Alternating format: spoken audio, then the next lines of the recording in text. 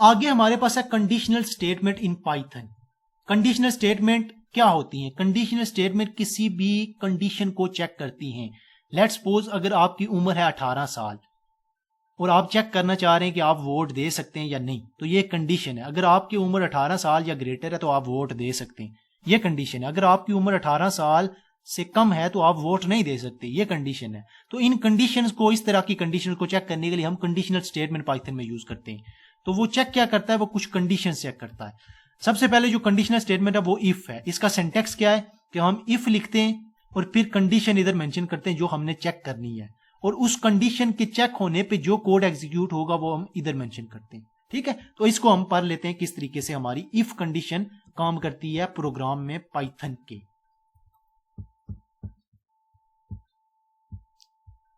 मैं अपने कोड पे आ गया और मैं इफ कंडीशन आपको चेक करवाने लगा। मैं एक वेरिएबल ले रहा हूं एज इज इक्वल टू 18, ठीक है, और मैं इफ लगा रहा हूं। और इफ का आपको सिंटेक्स याद है, इफ लिखते हैं और हम कंडीशन देते हैं। अगर एज इज इक्वल टू और ग्रेटर देन है 18 के, और कॉलन लगाते हैं और फिर हम नीचे जाते हैं। अब इफ के ब्लॉक में हम आ गए, तो ये देखें मैं कॉलन लगा के जब इंटर कर रहा हूं तो इंडेंटेशन मेरी हो रही है।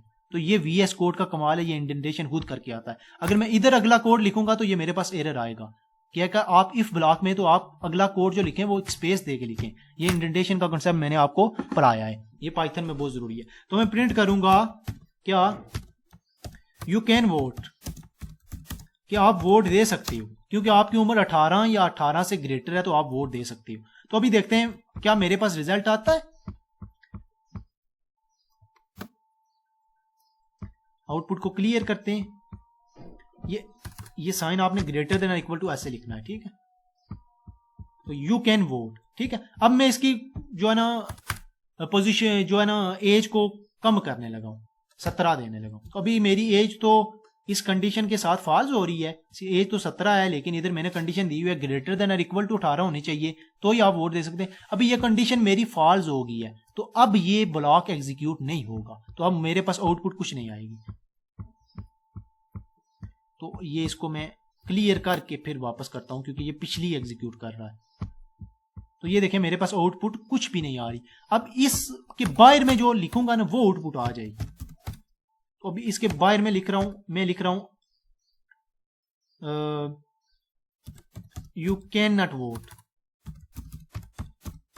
इसके मैं बाहर लिख रहा हूं। तो अभी मैं देखना है, अभी देखें यू कैन नॉट वोट। अभी हुआ क्या है, ये 17 है तो 17 इसने इधर चेक किया, 17 ग्रेटर देन इक्वल टू 18, ये तो कंडीशन फॉल्स हो गई। 17 तो इस कंडीशन की बुनियाद पे फॉल्स है, तो ये तो नहीं एग्जीक्यूट होगा, क्योंकि इफ में जब कंडीशन ट्रू होती है तो इफ का जो है ना, इफ में जो चीज हमने लिखी होती है वो एग्जीक्यूट होती है। तो इससे बाय निकल के ये एग्जीक्यूट हो जाएगा, ठीक है।